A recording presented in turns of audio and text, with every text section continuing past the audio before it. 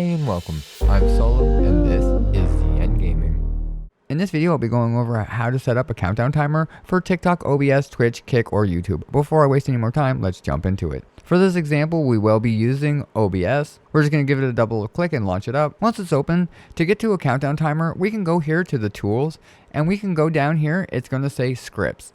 Now this is going to give you a window pop-up. It's going to say a few things. It might look a little bit confusing, but the only thing you're going to need to know in here is this here plus symbol. Once you give it a click, it's going to open up a folder with a bunch of different default scripts that OBS has in here that a lot of people don't even know that exist, like a clock, a countdown timer, instant replay, pause, and a few other things in here. But we want to just click on the countdown. Once we give this here a click, we're just going to click open.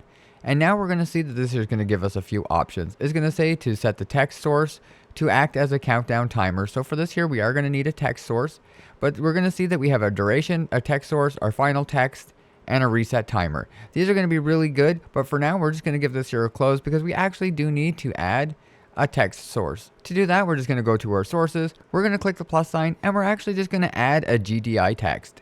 We're going to name this here BRB. We already have one, but for this example, just name it BRB. And then we're just going to leave it stock. We're just going to click OK. When it opens, it's going to give you some options. You can type in to see where it is and how big the text is. From here, you can change your font or your text style, anything that you need, your font, your color, your style, anything at all about the text. Make sure that you change it in here before you go any further.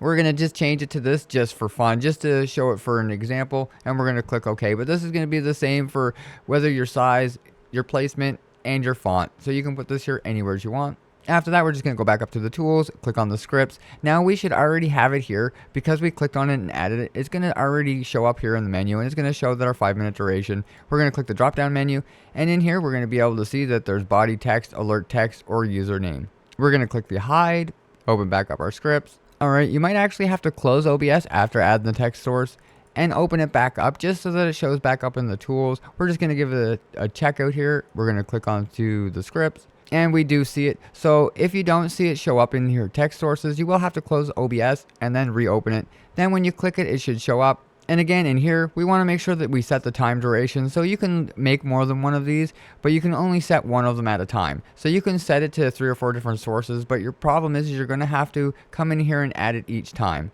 So if you want to change the minutes from 5 to 10, you are going to have to do it inside the script menu and not inside your BRB. But once it's set to whatever you want, you can just close it.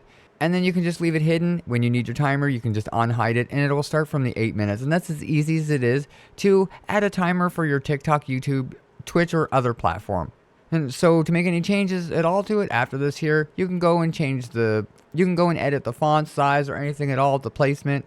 But that's really it for this one here. I just wanted to go over a quick video of how to set up a countdown timer. Does it work for any platform?